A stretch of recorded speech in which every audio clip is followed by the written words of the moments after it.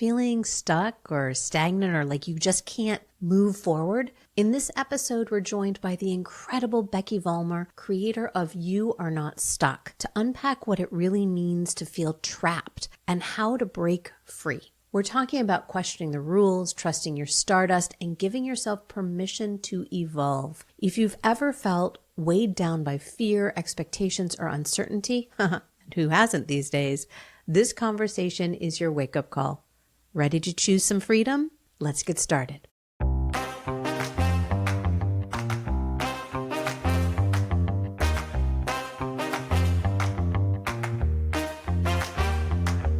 Hi there. Welcome to the Empowered and Embodied Show. I'm Kim Romaine. And I'm Louise Neal. We're two transformational coaches who are also fellow travelers on the path of growth and self-discovery. And we're inviting you along for the ride. That's right. We're right here in the trenches with you, navigating the ups and downs of life. And each week we'll be sharing our own experiences, bringing you conversations with amazing guests, and exploring insights and strategies that have helped us find more clarity, confidence, and ease in our lives. And trust us, we do not have it all figured out. We're learning and growing right alongside you. So if you're ready to rise above the chaos, doubt, and confusion that sometimes life throws our way and step into a more empowered and embodied version of yourself, then you're in the right place. Let's get started.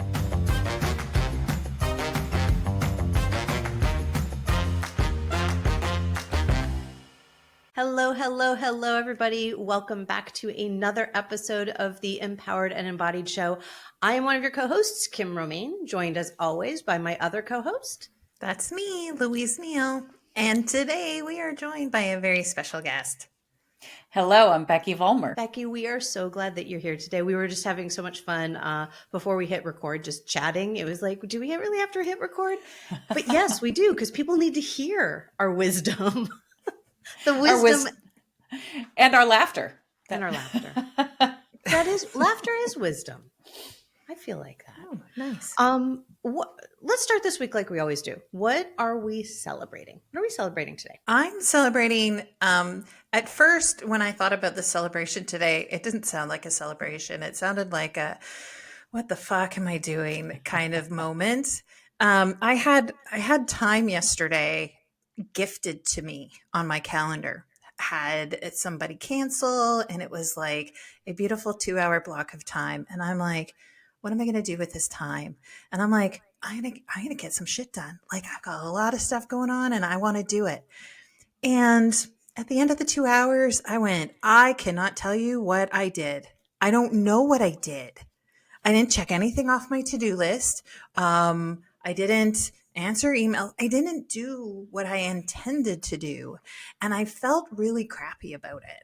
I beat myself up because I'm not always gifted that time. And if I am, why am I not spending it like doing fun things instead of pretending to do work or working in a way that doesn't even fill my boots? And so my celebration, I think today is, first of all, I didn't beat myself up too much over it all. And I learned that intentionality going into that gift of time is a game changer for me anyways. So I guess that's what I'm celebrating. I don't know, unproductive, crappy time. I don't know, but there's a celebration in there through that recognition anyways. You know, Louise, I love that you're bringing forward this idea of celebrating something that you don't know why you're celebrating it. It's like celebrating the acknowledgement. That's a big part of how we learn, right? Like, we don't learn from experience. We learn from our reflection on that experience.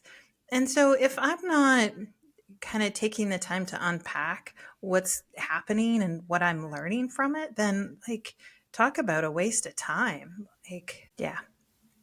Becky, how about you? What are you celebrating? Well, before I tell you mine, I have to tell you that I love your reflection. And I like to call that unspecified outcome time. Right? You know, when we can just release the expectation around it and just let it be time. Do you know the writer Matt Haig, who wrote The Midnight Library and some other wonderful things? One of my favorite lines from his beautiful library of words is to have a routine that's baggy enough to live in. And whenever I'm feeling a little pressed for outcomes or productivity, I go back to that phrase, to have a routine that's baggy enough to live in. And what an aspiration.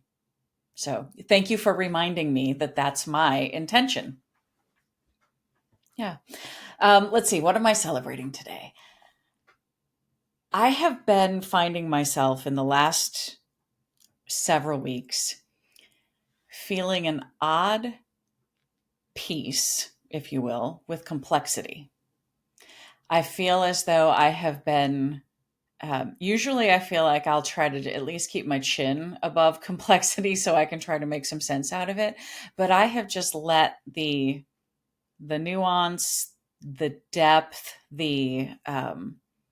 I don't know, just the waves of understanding kind of float to above my hairline. And I've been finding a lot of odd comfort in it. So I think like a lot of us, we wear so many hats. I'm a mom, but I'm also a daughter. And I have been sitting, especially in the depth between those two places. I mean, it spans so much. And often I would find myself resisting that. Like it's just kind of overwhelming. And right now I'm just happy to sit and feel and learn and absorb and maybe make sense of it later. So that's what I'm celebrating. Just the comfort in what is usually a fairly uncomfortable place. It's so interesting. Inside of my group yesterday, I was facilitating a conversation on plurality, right? On living with complexity, living with plurality, operating within that space. And since that conversation, which happened at 11 o'clock yesterday morning, Eastern time, you're about the third I can think of off the top of my head person who's talked about how complex things feel right now, how they're holding multiple things at the same time, and adding to that this place of softening around it. Because that's what I'm hearing you say is it's being in it and just kind of holding that space of complexity is softening around it. It's not trying to push through. It's not trying to have a decision or a hard and fast outcome. It's just softening into the complexity that exists. And I think it's going to get more complex being human before it gets less complex. I hope at some point in our lifetimes it gets less complex, but I definitely think that complexity is going to continue to grow. So, yeah. Thanks for sharing that. What am I celebrating? I'm celebrating acupuncture. I had an amazing treatment this morning that we were working on something very specific, and that worked well. Like I can feel the outcomes for that. But what I love about when I'm present for my acupuncture treatments is that it is baked in meditation time. It is a time for me to allow whatever needs to happen. And I have had some amazing downloads while I've been in acupuncture treatments over the years. And I've also just laid there and been like, right? Plan in the day, plan in the week, whatever. Today was an opportunity where I kept pouring light into myself from a meditative stance. And it was exactly what my soul needed. So I am celebrating acupuncture because that's what my body, my soul, my heart, everything needed today. So that's where I am. I love that. Sounds lovely. It is lovely. It is lovely. Yeah, absolutely. Becky, I'm going to let the world know a little bit more about you. I used to say I let the world know all about our guests, but then I realized that's too complex to do. So, Becky is a speaker, yoga teacher, and creator of You Are Not Stuck, a movement that empowers people to pursue the lives they most deeply desire. A former newspaper journalist, Becky writes on topics including personal growth, relationships, mental health and wellness, mindfulness, meditation, and spirituality. We have nothing in common. She is also a leading voice in the sobriety and recovery community, lives in St. Louis with her husband, 4 children, 3 pets, and more flowers than one person should be allowed. Becky, we are so thrilled to have you here, and I can't wait to get into this juicy, juicy conversation. I'm so glad to be here. I could talk to the two of you all day. Yay. This could be a really long episode, and I'm okay with that. All right. I am not stuck. What's the difference between, because even in your celebration, the idea of like pausing and being in the moment, being in the complexity, like what's the difference between being in and being stuck? What? Yeah. What? It's a great question. For me, it has so much to do with mindset. And I know that probably feels like an overly simplistic answer. Somebody wouldn't be wrong if they heard that and said, really, you want me to think my way out of feeling stuck? But I think it's a question of how we feel about our own agency, how we feel about our own capacity to make choices, how we even feel about our own right to feel what we feel and what we want. So a lot of times when people say to me, I am stuck. I am so stuck. The first few questions I ask are all around, let's clarify what you're saying, because you are not stuck. You might feel stuck. Feeling is different than being. You might perceive that you're stuck. You may not really understand how it is you're feeling. You may recognize that you're sitting in a space of, I don't like what's going on here, but I don't have any idea what to do about it. You may feel like, I'm scared shitless and I'm paralyzed, but that's very different than actually being stuck. So I think there's a lot of just rooting around in the word itself to get a sense of what it is we mean when we say that. And then once we do that, to me, that's part of the exercise of just debunking the idea that we are stuck. No, how about maybe we're faced with a bunch of unpalatable choices? How about we are faced with a whole lot of fear and uncertainty? How about we don't know who the heck we are or what the heck we want? Those are all questions we can probe. Yeah, that gives us something to work with. So that to me is how I see the distinction. I'm going to go back to acupuncture here for a second. What I went in today talking to her about was I feel stagnant, right? Another word that somebody could say, stuck. I feel like everything is stuck. Like my chi, my energy, things are not moving the way that I want them to, the way that I'm used to them moving. The one side of the mindset from what I'm hearing, right, is the I'm stuck. I can't do anything. I can't get my energy up. Drink coffee all day. I can exercise all day and I still feel stuck. Or I could say things feel slower. Things are not moving the way they were. What blockages are there that are preventing things from flowing the way that I either want them to or the way that they used to? Right. So what I'm hearing you say is like, where is that entry point that we can go to start to unblock, to remove it so that the energy can flow again? And like you said with the example of acupuncture, how can I remove these obstacles to feel the way I want to feel? I think that right there is key. If our entry point is recognizing, hey, this circumstance that I'm in is not one that I like. It's not one I feel good in. It doesn't feel like it's a good fit for the long term. whatever that circumstance may be. I think oftentimes what happens is we get mired in the negative side of it, the dislike, the not working, the not what I want, without starting to look outside of that moment to understand, well, what is it that I want instead? And by that, I'm not thinking, oh, I don't like my life, so I would like to win the lottery instead so that I can have an apartment in Paris and another one, and live and part-time there and live on a yacht and have no responsibilities. Yes, that might be one way of looking at it.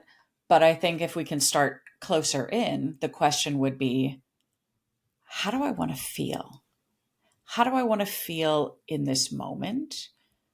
How do I want to feel when my head hits the pillow at night?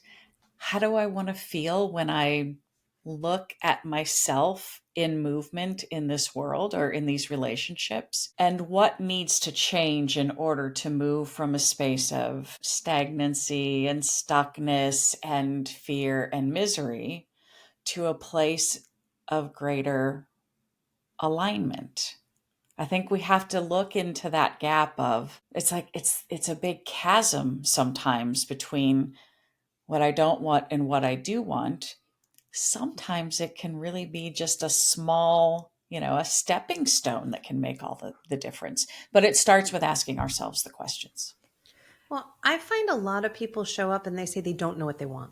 Mm-hmm. Right? It's, I know I don't want this. Mm-hmm. And so if pressed, right, it is that I want the yacht and the apartment in Paris and all of that, but really identifying what they want. And very often I think, and I can't remember if we talked about this in our first one-on-one conversation, but people identify feelings that are like just like those first six that are on the inside of a feelings wheel. Mm-hmm. Like they don't understand the distinction and the nuance of all the things that they could feel. And I find even using that as a tool of like, let's just go, because, right, what do you want to feel? What do you want to be experiencing? Mm-hmm. So let's use this as a tool to start to open up some more vocabulary Mm-hmm. for exploration and for inquiry. Yeah. And, when I have these conversations with people, I'm not in my work, there's not a lot of one-on-one work.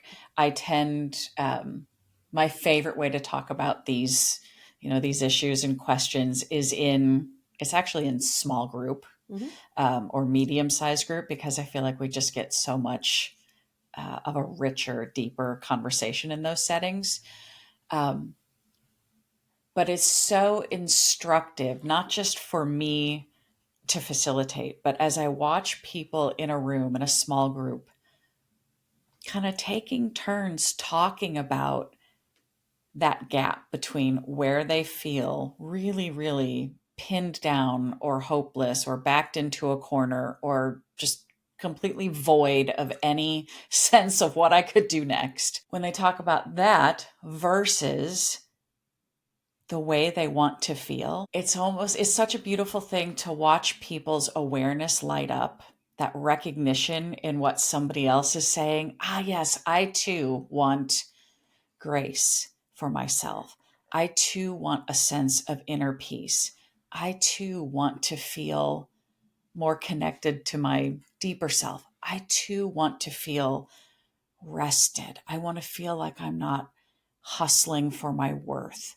I want to feel loved and appreciated by the people in my closest circle.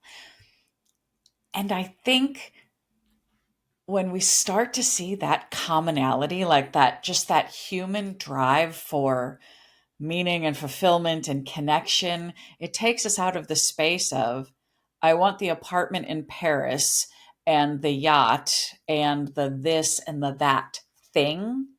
And it really turns it into, how can I better create a life that is aligned with how I want to feel and what I value?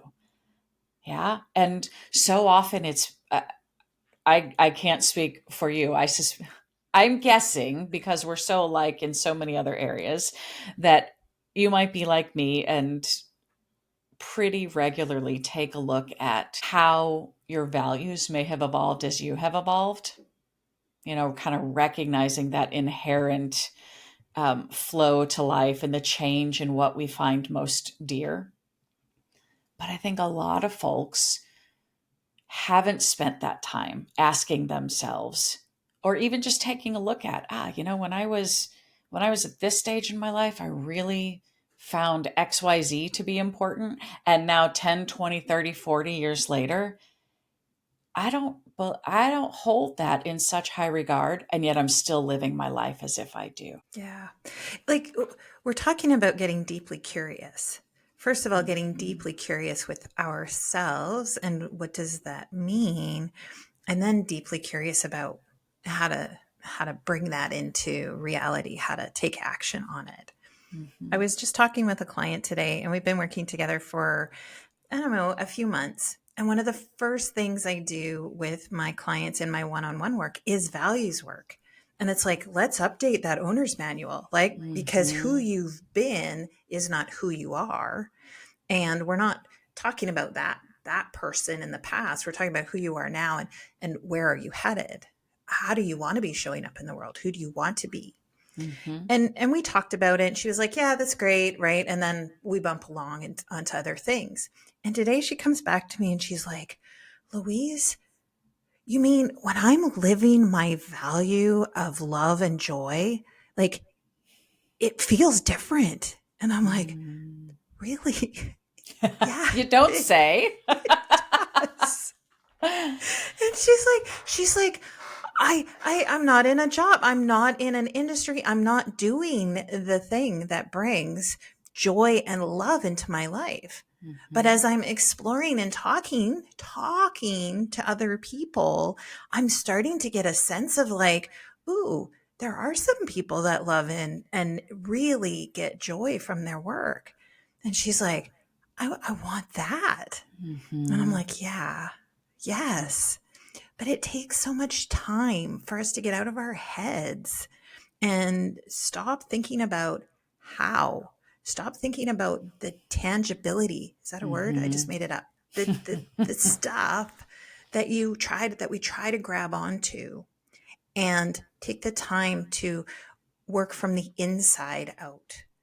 And yeah, it was like, I feel so honored to be part of that conversation with my client today. But a lot of it comes on your own time, your own pace, but being deeply curious that when something's not working, you keep asking questions. Yes. And I think the other piece that goes hand in hand with that deep curiosity is just a real kind permission to allow whatever it is that bubbles up in your consciousness, whether it's emotions or realizations or desires, that we allow space for all of those to belong, that we don't label them as bad or as, no, you shouldn't want that. No, that's not how you were raised.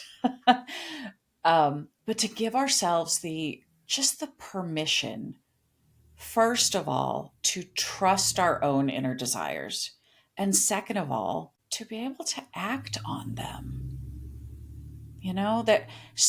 I can speak for myself when I think about all the years that I spent trying to figure out, do I leave this career that I'm really good at, that I'm doing great in financially, where there's tons of upward mobility, where I've got a really strong reputation and I do good work. Do I continue in that career, even though it's making me miserable?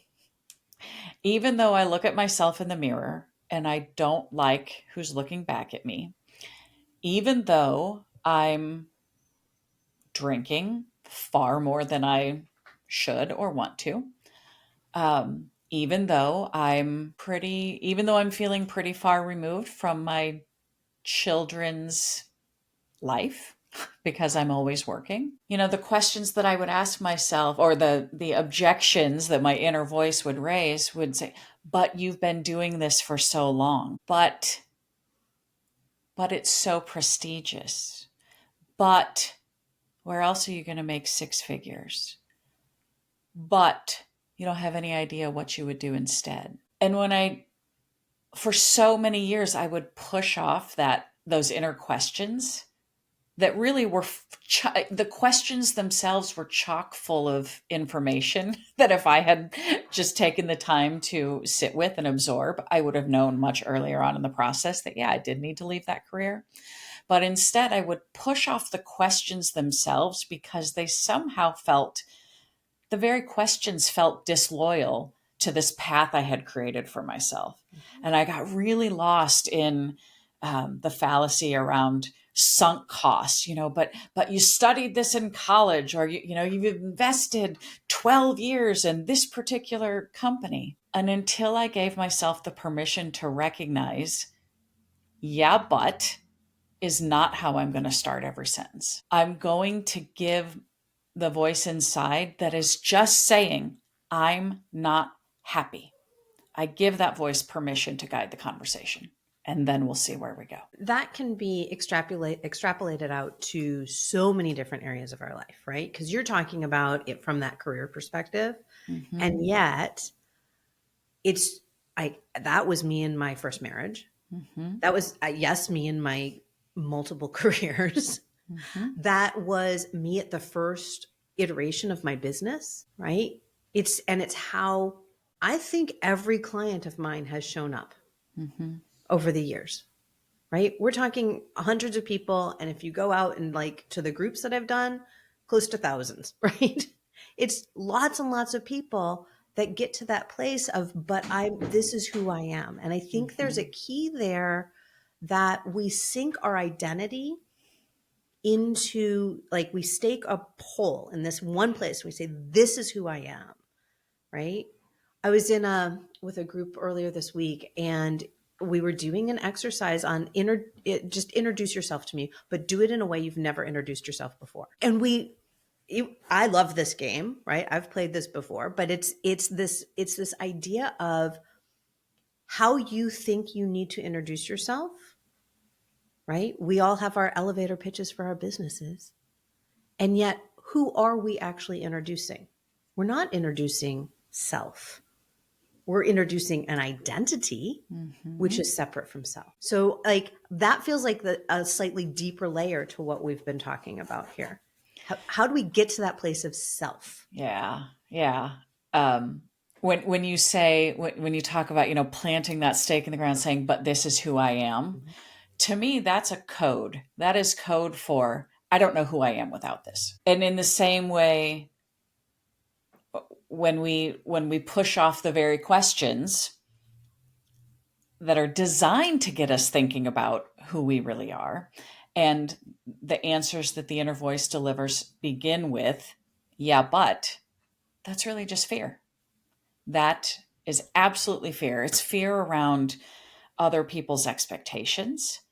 It's fear that comes from not knowing how we'll be perceived if we go and live our evolving values rather than the ones we may have been raised with or the ones we've inherited from somebody else. The expectation is that we are going to follow, especially as women, we are going to follow all of these rules. We're supposed to observe all these rules, even if we didn't write them for ourselves or for anybody else. And so to your question about how can we move, I think this is all intertwined. How can we move from this place of kind of mistaken identity, which is code for, I don't know who I am without this, to uncovering, discovering, revealing who we really are? Oh my gosh. See, that's the part that gives me the chills, because that's where it all is. And this is the place where it's been an interesting co-mingling of my professional background. I'm a former newspaper journalist turned political campaign strategist turned public relations and strategic communications pro. That's probably, so for 20 years, those three things, but the bulk of the time was spent in agency public relations. So think power suits and 4-inch high heels and, real sleek hair, fancy bags. The other part of my life, the softer part of my life, I have been a student of and a teacher of yoga for a quarter of a century. And it's through that softer, more spiritual side of life that I have become absolutely unafraid to talking about the things that I never could have talked about in business. You don't walk into a business meeting with a big, Fortune 500 client and start talking about your inner Stardust. Yeah. You're I would love to. Let's do that. Let's just go do that. You talk about margins and deliverables and outcomes and strategies. And there's space for all of that to apply to this conversation. But man, being able to integrate the softer, the softer, deeper, more spiritual side of things to help figure out who we really are, which I believe at the root of it is Stardust. That's the conversation I want to have. And there are a lot of people who would come to this and say, you might be Stardust, but I'm not. You might be Stardust, but I don't deserve to be. Magic is for other people. Divinity is for other people. That's not me. But to be able to shine that light to help somebody else crack open all of the layers of hurt and fear and naysaying and a lack of trust in themselves and a lack of trust in anything else, to help them crack all of that open so that they can see inside, oh my goodness, what is that glimmer in there? And then draw out those golden threads and allow that power to work its way from the inside out into our mindset, into our choices, into the risks we're willing to take.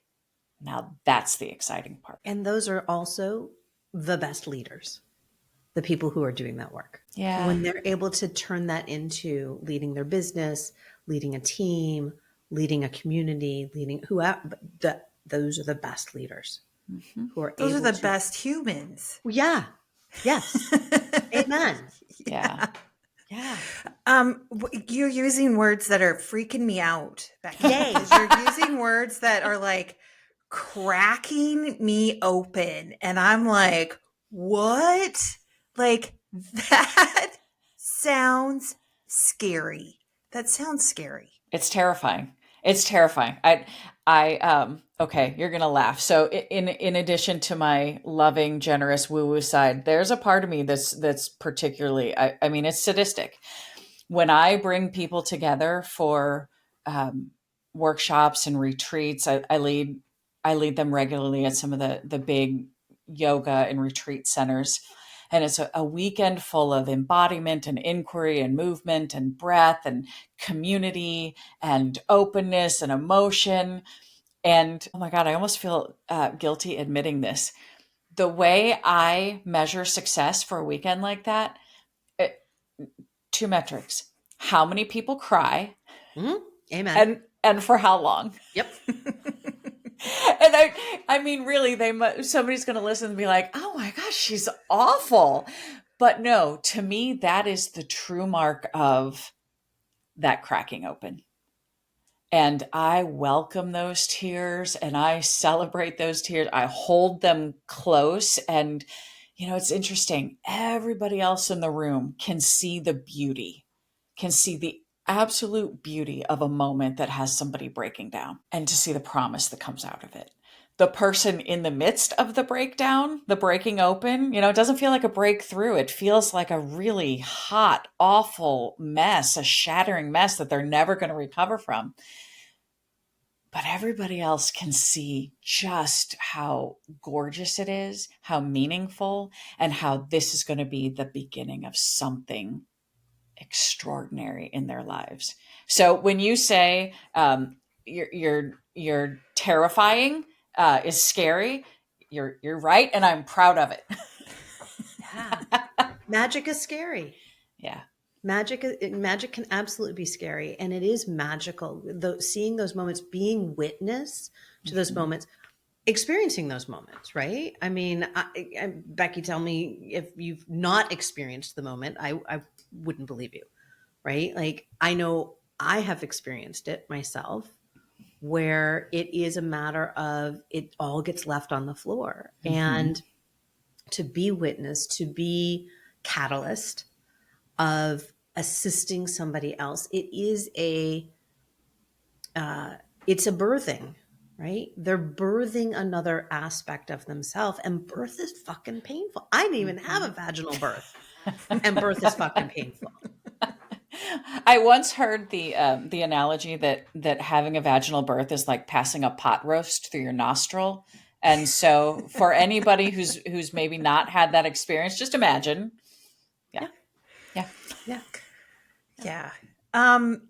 For me, the journey of self-discovery is this iteration of like tiny cracks of like, ooh, I'm gonna crack myself open like an egg, but there's like, ooh, there's this little crack. I'm gonna heal it. I'm gonna fix it. I'm gonna put a Band-Aid on it. I'm gonna not pay attention to it. Maybe I'm gonna ignore it. I'm gonna go over here because it's like it feels safer to be over here than to crack open, like wide open. And I know that's the work. That's the work we do. That's the work we do professionally, because who we are in our lives. I think that's the work we do personally on ourselves and with our close communities.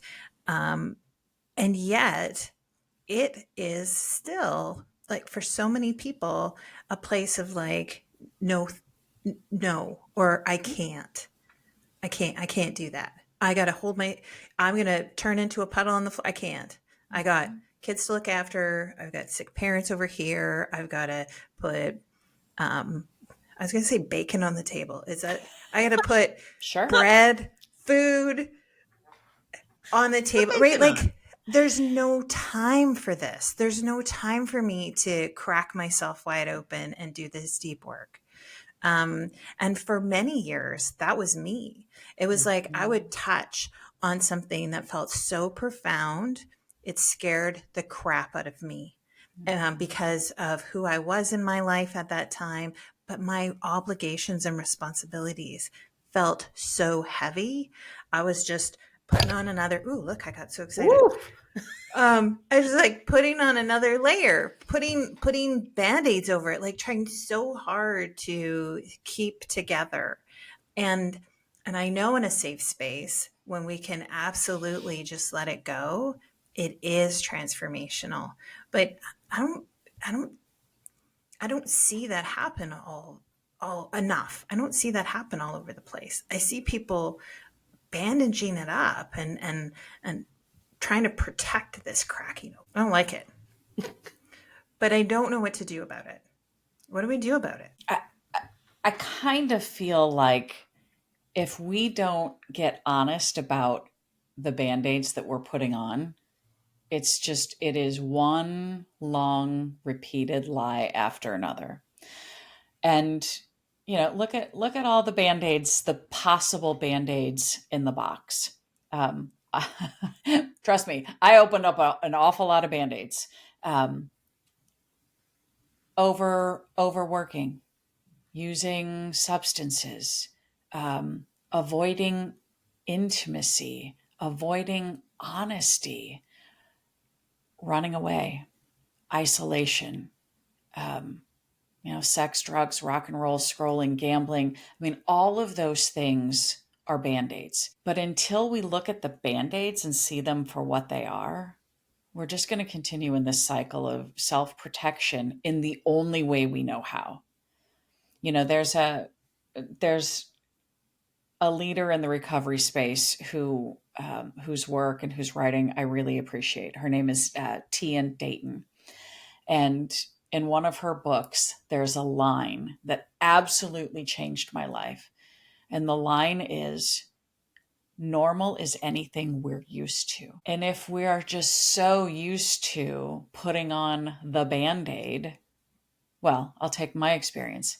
My Band-Aid, one of my many Band-Aids in my arsenal, was a glass of wine, and a glass of wine, and another glass of wine, and another glass of wine. And for about 2 decades, maybe longer, a steady stream. I mean, I might as well have had an alcohol drip going right into my veins. And I couldn't see it for the problem that it was. When I did begin to recognize what, the fact that it was a Band-Aid I was trying to put on my cracks, not just so that nothing would get in, but so that nothing would get out. All of the pain and all of the anger and all of the hurt and all the disappointment that I had experienced for a whole host of reasons. Just trying to keep all of that in with the alcohol. Once I saw it for what it was, I could never unsee it. But I think so many of us are just on just enough autopilot that we don't see those things for what they are. So, the question, how do we stop using the Band-Aids? We've got to see them to begin with. And we've got to, once we can say aloud, not this isn't what I want for myself. And just, gulp really, really hard, whether it's leaving a relationship, choosing a different career path, getting honest about substances, getting honest about other personal habits, whatever it is. Once we see the thing that cannot be unseen, if we don't act on it, we are committing ourselves to an absolute life of misery.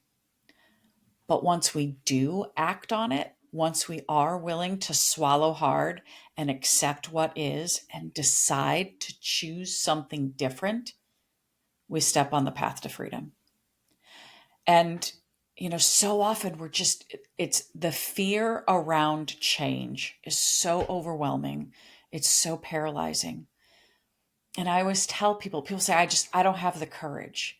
And I'll tell them, that the opposite of fear isn't just courage. The opposite of fear is choice. And making a different choice for ourselves is where we begin. There was a word tucked in there that I want to pull out. Acceptance. Because I talk a lot about self-liberation, self-mastery, self-awareness. And acceptance is I find to be a key component out of all of these things that we're talking about today. That's that place of, that's a Band-Aid, right? If we deny the Band-Aid, we're also not removing it to put the salve on that's necessary to heal the wound that's under the Band-Aid. We're just putting another Band-Aid on top of it, another one on top of it, another one on top of it. And eventually we have gangrene. But if we accept, I've been putting this Band-Aid on here and I haven't actually been tending to the wound, that's that place where things can change. It's acknowledgement that the wound is there. Yeah. I am hurt here. And for many of us who have, spent however many years feeling hurt, if we just decide, but I don't want to feel that, it's too hot, I don't want to touch it, I don't want to get close enough to it, we just try to we put it in a box and we put another box on top of that. We wrap it in duct tape and we, enclose it in a bubble, and then we try to bury it deep in the ground and put a concrete building on top of it. Right.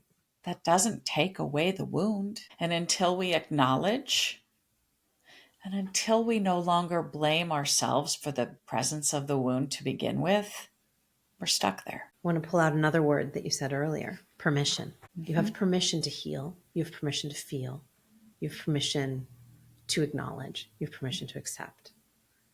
And very often I feel like giving ourselves that permission to be wounded, to have pain, to have an experience that isn't what we want or what we don't think we quote unquote should have, to give ourselves permission to accept, to acknowledge, to honor, that those things have happened and we are who we are. Mm-hmm. Permission to accept ourselves feels like it feels huge, right?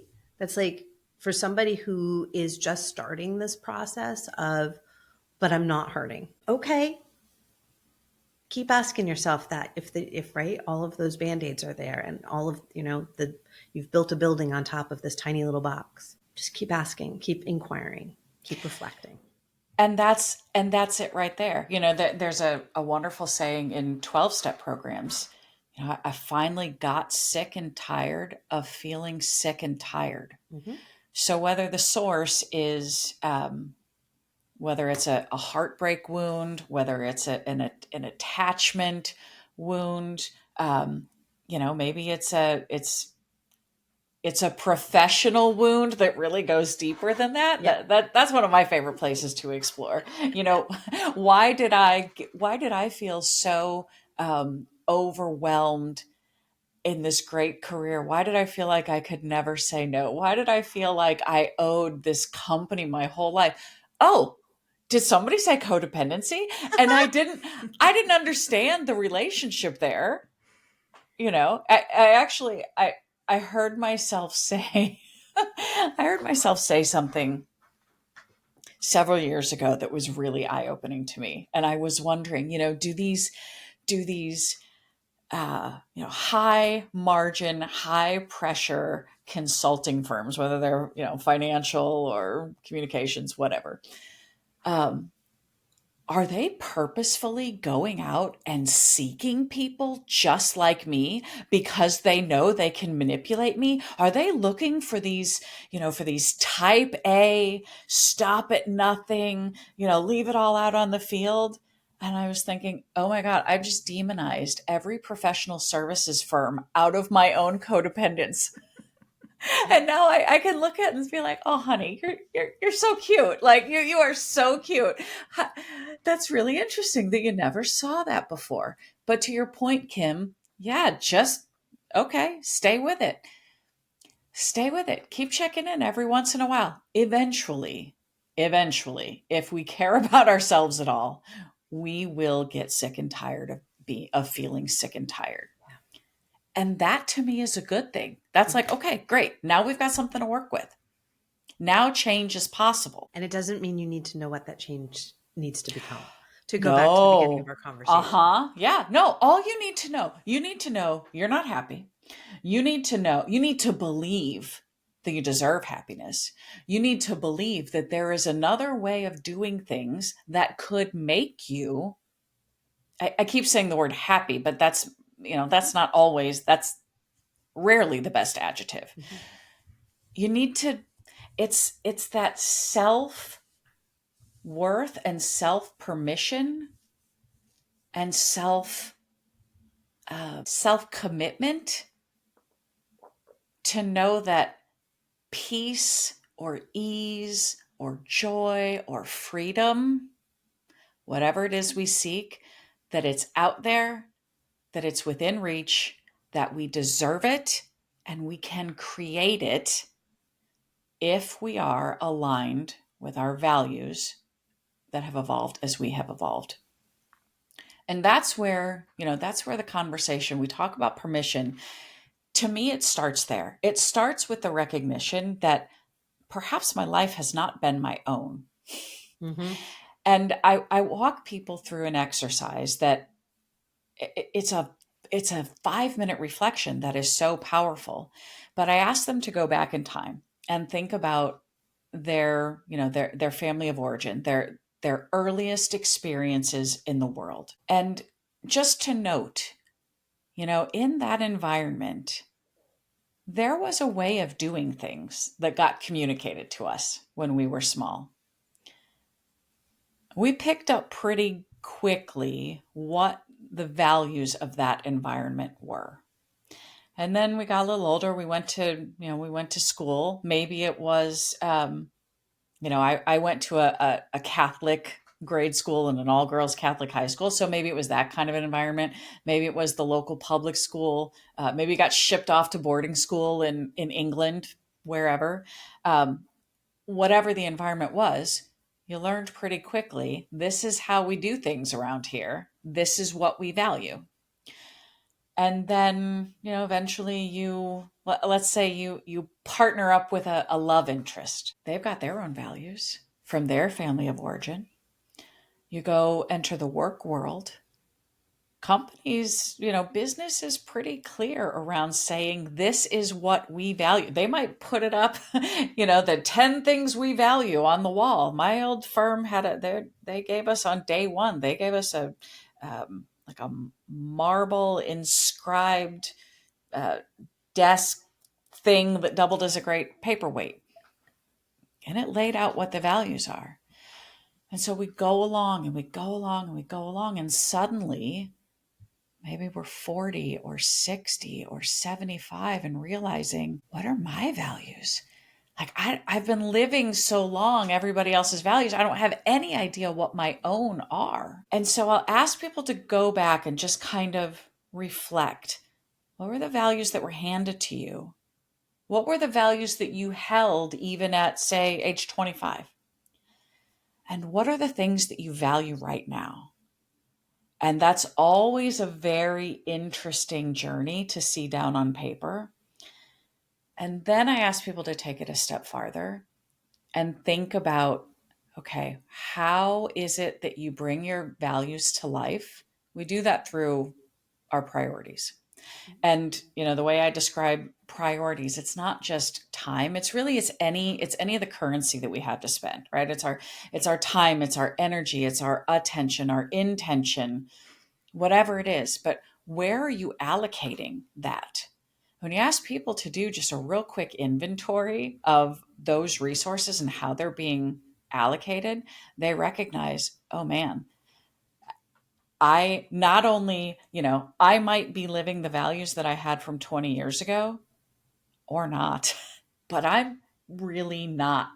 I'm not valuing, or I'm not prioritizing the values I have today. And the biggest gap is I'm definitely not prioritizing. I'm not spending my currency in a way that would reflect the most aspirational values I have for my life. And so it's in that gap, in that space where it's like, aha, there are clues and answers and directions in here. That's what I love most about self-reflection. It's like that everything that we want to figure out about ourselves is in there. We just have to know the right kinds of provocative questions. We have to have somebody sitting next to us saying, what's under that? Go a little, what's under that? Go a little deeper. And when we're challenged to do that, we are able to see things that we may not ever have seen before. Yeah. Amen to that. Oh, Becky, we did say that we could talk all day. We did say. And how about this? How about we continue the conversation in another episode? I'd be down for that. I should have apologized in the beginning. I'm not known for brevity. There's no need to apologize. Own that. Okay. Right? I celebrate. Okay. I am the least yeah. I have so much passion around just creating the lives we want instead of those ones that we just feel like we're settling for. Yeah. That I really could talk about it all day. Yeah. Well, the passion is absolutely showing through, and like I said, come back and we'll continue the conversation for sure. What I'd love to do is kind of circle back onto any of those little nuggets we want to pull forward and make sure people are taking with them, and just kind of underline it in case they missed it. We never said these words in this whole episode, believe it or not. And yet it kept coming up for me, listening to our conversation and deeply talking about where we believe ourselves to go, right? From the inside out. And that's self-trust, right? To trust that you know the answer, to trust that you're going to break open and you're going to survive, to trust that you have what you need to go forward, to get out of the stuck, the stagnant, whatever that is, whatever that feels like right now.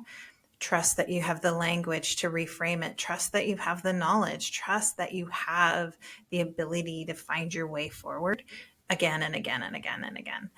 And I love this conversation because it comes back to let's trust. We can reflect. Let's trust. We're going to get juicy bits from that reflection. Mm-hmm. Let's trust that we're going to find our way forward, even if it doesn't feel like we know where we're headed. And that for me was such a beautiful part of our conversation today, because it kept coming up for me. It's like, yeah, trust, like just trust, Louise. Gosh darn it.